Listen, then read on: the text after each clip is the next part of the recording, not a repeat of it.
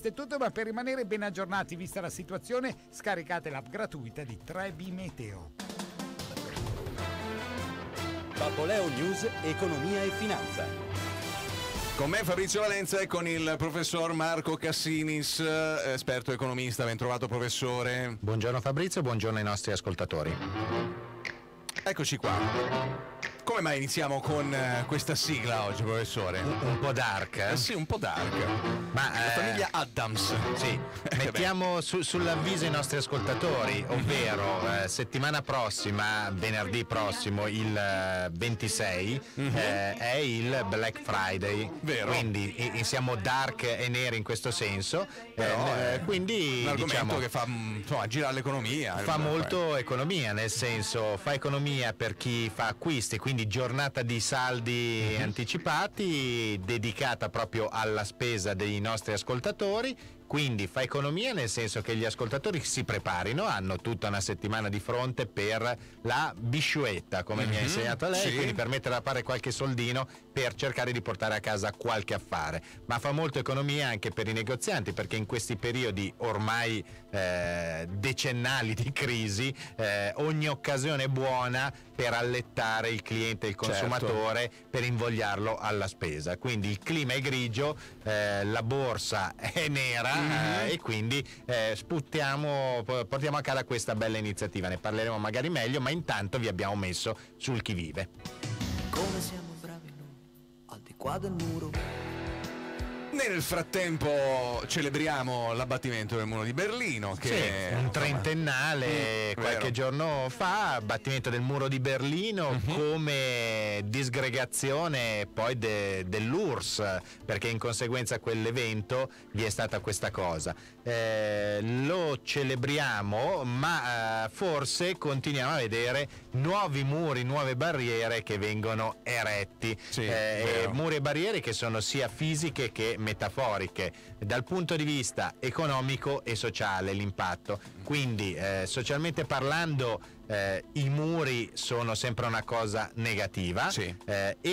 La gente poi non si rende conto, per carità, tutto va regolato, regolamentato, però la miscellanea, il melting pot, sono tutte fasi creative, e Darwin insegna che dal mix di popoli, culture si rafforzano le specie e le generazioni. Okay. Se parliamo di muri, poi fisicamente parlando, la nostra attenzione va subito ai commerci e ai blocchi, esatto, che ci sono. Blocchi, dazi e via. Sì, Stati guerre. Uniti, infatti Trump insegna muro fisico con il Messico per tutelare dall'invasione di lavoratori dal Sud America o dal Centro America, perché non è solo Messico, ma quindi è tutto ciò che porta al Centro e al Sud America, anche se le imprese americane si sono giovate non poco di lavoratori a basso costo. Beh, certo. Più o meno registrati, mettiamola Funziona così, spesso certo. così. Però esiste anche una barriera che non è fisica, perché sempre Stati Uniti versus Cina, quindi lì dazi internazionali è un tema non da poco, ovvero l'America ha emesso dazi contro la Cina e la Cina preventivamente ha preso le contromosse. Sembra che adesso si vada a risolvere questo problema, e le borse infatti hanno già festeggiato, borse che comunque continuano a essere sopra i massimi di periodo. Quindi mi raccomando, il tema dei muri è sempre una cosa che dal punto di vista sociale e dei commerci non è mai una buona cosa. Non è una difesa. Torniamo sul territorio, torniamo a Genova con l'economia circolare, con Rethink. Sì, c'è un convegno appunto in questi giorni a Genova che parla dell'economia circolare. Quando parliamo di diversità di muri, il nuovo in questo caso è l'economia circolare, sia per un'evoluzione della società, ma anche per un'evoluzione proprio economica. Quello che prima non si pensava adesso diventa una necessità, come comunicazione, ma proprio come sostanza in termini di ricerca di nuovi prodotti. Da un lato stiamo vedendo il green legato alle automobili, l'elettrico, ma questo tema è molto ampio. Qui c'è un'iniziativa collegata alla Blue Economy, all'economia del mare. Abbiamo una serie di testimonianze. Giancarlo Vinacci è il senior advisor del Comune di Genova. Come assessore in passato mi sono occupato dell'economia del mare, della silver economy, ma anche dell'economia circolare. Mi sono occupato anche di questi temi dal punto di vista di imprenditore, provenienti dal mondo della finanza. Sono recente da un evento, forse il più importante in Italia, che sono le giornate nazionali dell'economia del mare, e la quinta edizione, in cui ho potuto osservare che le parole chiave ormai sono diventate fondamentalmente tre: pollution, resilienza e economia circolare. L'economia del mare vale all'incirca il 3% del PIL, con il moltiplicatore ancora una volta 3 sull'indotto si arriva al 10, sono 140 miliardi di attività che vengono prodotte in Italia. L'economia del mare va sviluppata, il mare va salvaguardato, è una risorsa da valorizzare, merita la consapevolezza della gente. L'economia circolare può essere utile allo sviluppo nel rispetto dell'ambiente e con l'attenzione allo spreco. Questo è il futuro che i giovani si aspettano. E poi c'è Fabio Fugazzotto di Enel Green Power. Ci stiamo focalizzando su quella che è la ricerca e la selezione delle tecnologie più promettenti in termini di scalabilità e di replicabilità nel futuro. Partendo dall'Italia, ma poi aprendoci a tutto il mondo, attraverso collaborazioni con start-up, centri di ricerca, università e quant'altro, stiamo allargando sempre di più il nostro network per riuscire a creare le condizioni abilitanti e che questo settore si possa sviluppare il prima possibile. Perché l'interesse nel Marine Energy? Oggi siamo qui ad esempio al convegno di Retinc a Genova per parlare proprio dell'importanza del Marine Energy, prendendo in considerazione in primis la grande disponibilità in termini di risorsa a livello mondiale, quindi a tutte le latitudini come il solare troviamo una forte presenza di energia dal mare in termini di potenziale, soprattutto per quel che riguarda il moto ondoso. Ma poi possiamo pensare anche alla sua forte e significativa complementarità con le altre fonti rinnovabili, in particolare col solare e l'eolico, quindi quando il solare ad esempio non produce, il Marine Energy, l'energia del mare, continua a garantire una produzione che sarà sempre stabile e prevedibile, molto più delle altre. Quindi i punti a favore di questa tecnologia sono molti e crediamo che riesca a giocare un ruolo sempre più importante in questo processo di transizione energetica. E poi c'è Ezio Palmisani di Duferco. La Duferco Ingegneri è una società del gruppo Duferco specializzata nella gestione di progetti complessi, soprattutto nei settori delle infrastrutture, dell'industria e dell'energia. Abbiamo accettato di partecipare al forum per presentare una motonave innovativa per il trasporto di passeggeri a bassissimo impatto ambientale, per navigare negli ambienti marini protetti con zero emissioni, una bassissima formazione dell'onda e con una conduzione silenziosa. Riteniamo che lo sviluppo innovativo dei nuovi prodotti debba considerare l'ambiente una delle colonne portanti di un progetto, insieme alla sicurezza e alla sostenibilità economica. La sicurezza e l'ambiente non sono negoziabili. Tre pareri di, insomma, tre protagonisti di questo... tre esperti e protagonisti interessanti a livello applicativo. Quello che sta facendo appunto Enel con la divisione Green Power dedicata alle rinnovabili e l'energia dalle onde, dal moto ondoso, è certamente un tema interessante. Anche molto. La Liguria, ahimè, è sempre avversata da questo tipo di cose. Atlantico, ma anche Venezia, mare, devo dire, sì, ha qualche problema in questo oggi senso. Sì. Quindi ci manca l'energia dalla pioggia adesso per sistemare il territorio e siamo a posto. E anche Duferco interessante come investimenti per queste navi, chiamiamole impatto zero. Volendo ci possiamo spostare dalla nave al treno.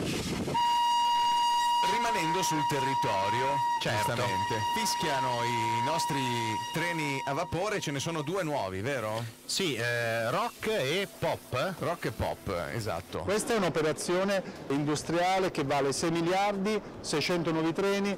Abbiamo già cominciato a consegnare in Emilia, in Veneto l'altro ieri, oggi in Liguria. È un'operazione industriale che riguarda tutte le regioni che hanno sottoscritto il contratto lungo che ci permette di fare investimenti così rilevanti. È una rivoluzione per il trasporto regionale di Trenitalia e quindi anche di questo Paese, e questo permetterà veramente di dare un servizio di qualità ai pendolari, a quel 1,5 milioni di pendolari che tutti i giorni utilizzano i nostri treni. In effetti, Iacono AD di Trenitalia. Sentiamo anche il Presidente della Regione Giovanni Toti su questo. Oggi stiamo facendo un gigantesco passo avanti, abbiamo ereditato una regione dove i convogli hanno un'età media francamente troppo elevata per il comfort dei viaggiatori. Quelli che vedete alle mie spalle sono i due nuovi treni Rock e Pop che sostituiranno l'intera flotta di qua al 2023. I pendolari della Liguria spesso li accompagniamo da casa in stazione e raccogliamo storie di ordinaria follia quotidiana. Sì, è chiaro che la tecnologia aiuta fortemente, i pendolari sono certamente nostri conterranei che si muovono tra l'altro per recarsi al lavoro. Quello che conta è avere i soldi per gli investimenti, ma questi investimenti sono quelli a buon fine che aiutano la crescita del famigerato PIL e tutto il resto, perché non sono a fondo perduto, non sono soldi buttati via, migliorano la qualità della vita e danno posti di lavoro. Un minuto di notizie dalla Liguria, poi torniamo a parlare di economia, società e finanza qui su Babboleo News. Non ci sono più le mezze stagioni, ma c'è il clima ideale dei fratelli da Bove. Dal 1959 riscaldamento e climatizzazione delle migliori marche come Daikin. Servizio dal progetto all'assistenza. Fratelli da Bove, via Passaggi 2, Genova, 800 092 077. Oggi i supereroi dell'auto mi hanno salvato! Racconta? Ho portato la mia vecchia auto da Macciò, l'hanno sollevata con un dito, ci hanno guardato dentro con i loro raggi X e con i loro superpoteri l'hanno riparata. Incredibile! Invece a me la settimana scorsa hanno letto nel pensiero proponendomi l'auto che ho sempre desiderato a condizioni super! Da Macciò trovi auto nuove, usate e a chilometri zero. L'officina, il centro revisioni e il gommista. Ti aspettiamo in via Cornigliano 189 Rosso a Genova. Macciò, super! Dal 1935. Hai un'emergenza? Un tubo rotto? Una fuga di gas? Uno scarico intasato? Hydro-Blu interviene 24 ore su 24, 7 giorni su 7 a Genova e risolve immediatamente la tua emergenza. Hydroblu.it 010 8376 490. Chiama Hydro-Blu e non ci pensi più. Arredare casa è una sfida. Ogni giorno migliaia di persone sono alla ricerca di qualità e prezzo. Il mercato ci chiede di più. Ma abbiamo i migliori prodotti, arredatori esperti e seguiamo il cliente per 10 anni. Serve un'idea. Da oggi nuovi accordi con i produttori per dare un contributo in più. Così un divano di qualità con 2 recliner elettrici che costava più di 1.200 euro, oggi con sconto più contributo potremmo venderlo a meno di 500 euro. Il contributo. Da oggi nei punti vendita Asta del Mobile. Babboleo News. Cosa succede in Liguria? Il governo ha convocato per domani pomeriggio aziende e sindacati FIOM CGIL, FIM CISL e Will Trasporti per discutere della procedura ex articolo 47 presentata da ArcelorMittal che prevede la retrocessione di tutti gli stabilimenti e dei lavoratori ad Ilva in amministrazione straordinaria. Appuntamento alle 15.30. L'incontro era stato chiesto il 12 novembre dai sindacati.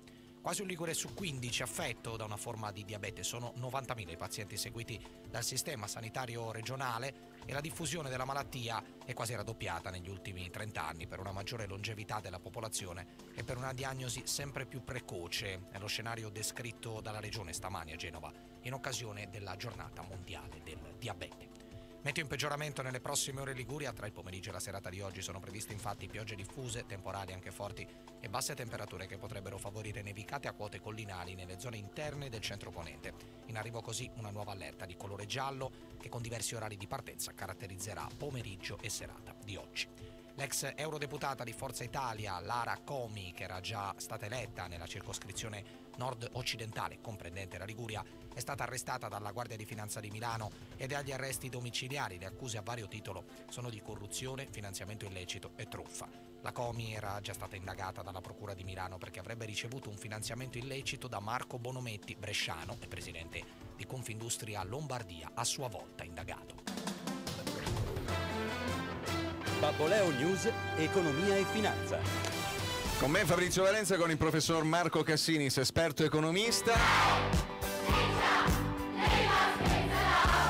E con la voce dei bambini che cantano The Wall per ricollegarci ai muri di cui abbiamo parlato nella prima parte e collegarci invece ai giovani chiamati a orientarsi appunto nel mondo tra scuola e lavoro. Certo, abbiamo alcuni interventi interessanti perché poi questa è la merce del futuro, i giovani. Certo. È un valore fondamentale perché la formazione professionale non è solamente il motore della vita futura di tanti ragazzi, è il motore della crescita del nostro paese. Senza le professionalità adeguate non si trova un lavoro, ma soprattutto non si costruisce una vita e non si danno alle nostre imprese quella benzina che è il materiale umano, che è la professionalità, che è la voglia di fare, che serve al nostro paese per crescere. Questo naturalmente è il Presidente della Regione Giovanni Toti. Ascolterei anche la voce di Massimiliano Bianco, che è l'amministratore delegato di Iren. Il gruppo Iren è fortemente impegnato in attività, investimenti, attività industriali legate e direi geneticamente green. Noi produciamo idroelettrico, abbiamo una generazione in larga parte ambientalmente sostenibile, facciamo ciclo dell'ambiente, ciclo idrico. Negli ultimi anni abbiamo rafforzato questo. Il nostro piano di investimenti al 2024 ha 3 miliardi e 3, di questo circa 2 miliardi specificatamente destinati ad investimenti in settori green,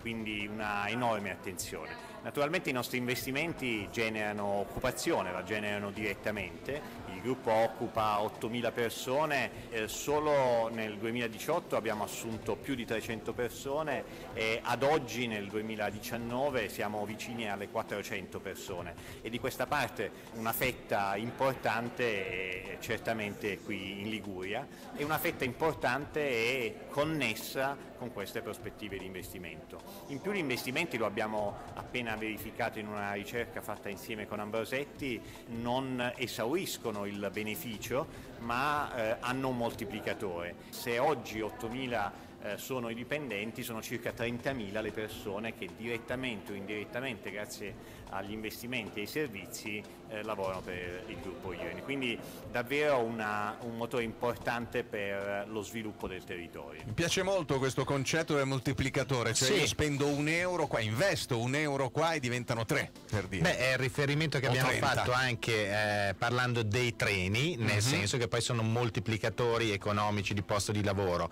Il tema ambientale, non pensiamo all'ambiente voglia dire il prato con i fiori, No, per certo. ambiente, energia, il verde sono tecnologie sostanzialmente. Anche nel DEF si prevedono questi temi, forse un po' raffazzonati e buttati lì senza troppa programmazione, però il tema ambiente diventa lo sviluppo e l'infrastruttura di un paese e delle generazioni future. Anche in termini di giovani, che si tratti di ingegneri, di tecnici, c'è tanto da lavorare. Questo lo vediamo anche nell'intervento successivo, che è quello di Ansaldo Energia dell'amministratore delegato Giuseppe Zampini. Coscienza nello scegliere vuol dire conoscenza di cosa bisogna scegliere. La tecnologia è bella, noi abbiamo speso molto tempo, in particolare i miei collaboratori hanno fatto un lavoro eccellente e fanno vedere cosa si può fare nel futuro. È un nuovo mestiere, non è fare solo questo, ma il mestiere della realtà virtuale che farsi vedere tutto in grande, ma anche in piccolo. Ho tenuto conto che noi già 8 anni fa lavoravamo in maniera distante in zone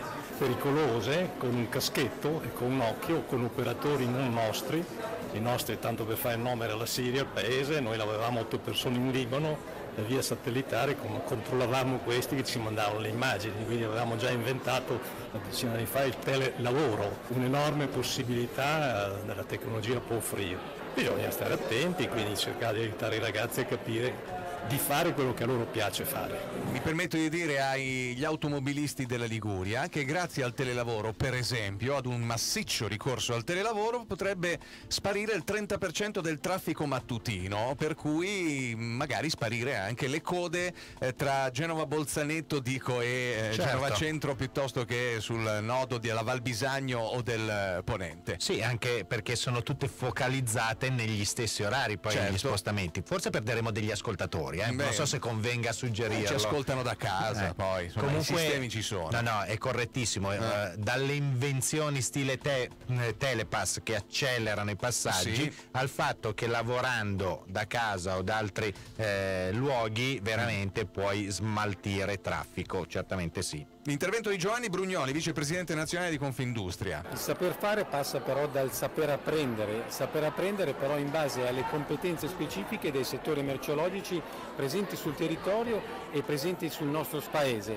Noi siamo ancora il secondo paese manifatturiero d'Europa, quindi facciamo del Made in Italy il nostro grido di successo, quindi non è un grido d'allarme. però abbiamo bisogno di tanta competenza tecnica che va accompagnata con una scelta di orientamento da parte dei ragazzi e delle proprie famiglie. L'orientamento tecnico è un'opportunità e un'occupabilità dei giovani che forse non riescono ancora a percepire, e noi, grazie a questo importante evento nazionale di orientamento qui a Genova, cerchiamo di far percepire loro con grande enfasi e con grandi risorse un'attenzione specifica sul fatto che l'orientamento è la prima scelta che devono fare i ragazzi. Fondamentale, direi. Decisamente. Ci spertichiamo da un anno noi qua. Sì, noi stiamo dicendo tecnico, lavoro, eccetera. Ecco, giusto per chiudere con qualche numero, Sì. I dati sull'occupazione dal sistema informativo Excelsior di Unioncamere con Alpal. Nel trimestre settembre-novembre 2019 sono previste 26.250 assunzioni, l'8.2 in più rispetto a un anno fa, ma più che altro è interessante vedere dove le posizioni carenti, perché qui sarebbe la bussola di chi cerca lavoro. Non si trovano posizioni di questo tipo: tecnici in campo informatica, cioè manca più della metà delle richieste, e progettisti e ingegneri altrettanto, e operai di attività metalmeccaniche ed elettromeccaniche. E le qualifiche di studio, i titoli, diploma e qualifica professionali sono le più richieste. E allora? Quindi la bussola è questa. Ecco. Molto velocemente sui fiumi di parole per la manovra. Diciamo, facciamo il sunto con una cosa di qualche settimana fa, per questo si parla di fiumi di parole. I temi sono gli stessi da settimane. Allora, la sugar tax, la plastic tax valgono circa lo 0,1 del PIL. Le auto aziendali e poco altro, va bene? Più o meno valgono lo 0,1, 1,8, 1,6, adesso bisogna ragionare un pochino, forse qualcosa meno dello 0,1.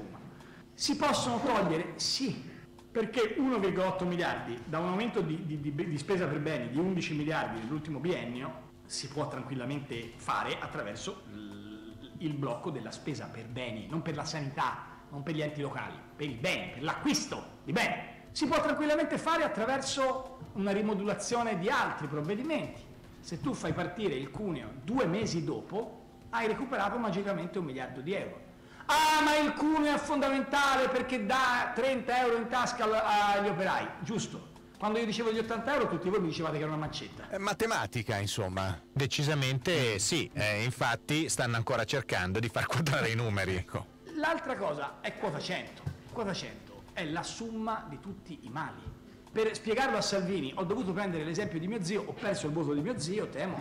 Dare 20 miliardi in 3 anni a 200.000 per 200.000 persone è assurdo. Ecco, è lì che sta appunto la matematica. Perché bisogna rendere compatibile la campagna elettorale.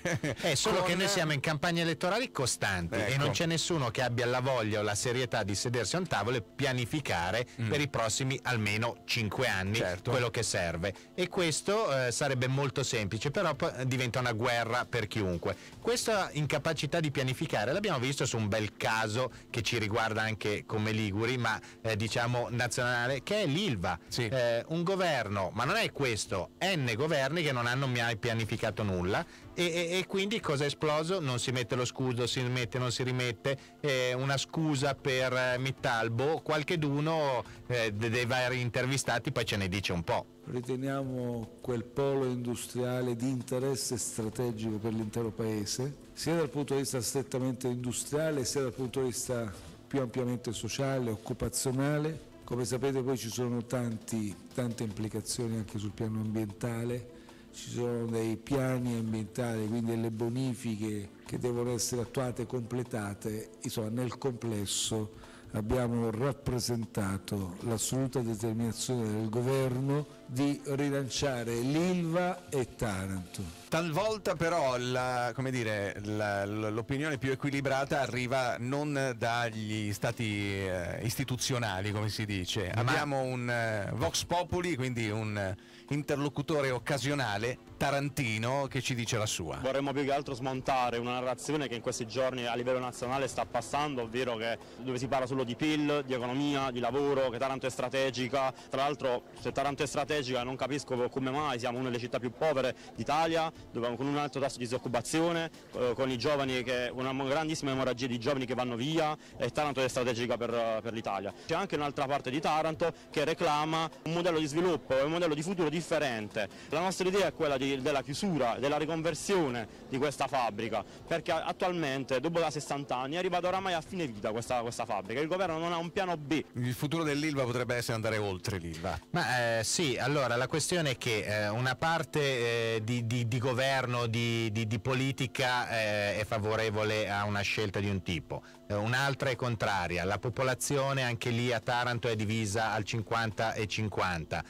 Qualcheduno deve continuare a pagare nel frattempo i salari, non c'è un progetto di ristrutturazione di azienda, di territorio, cioè si naviga sempre a vista, ma a navigare a vista siamo il Titanic della situazione. Chiudiamo con Salvini, sentiamo in 4 parole cosa dice. Io penso che gli operai dell'Ilva interessi poco se l'imprenditore è indiano, esquimese, finlandese o milanese. L'Italia ha bisogno di acciaio, ha bisogno di industrie e gli operai hanno bisogno di stipendio. E far scappare gli imprenditori, nel caso della plastica gli imprenditori italiani, nel caso dell'acciaio gli imprenditori indiani, non è una risposta sovranista, è una risposta da imbecilli. Perché allontanare le imprese, siano italiane o siano portoghesi, non è utile al futuro del nostro paese.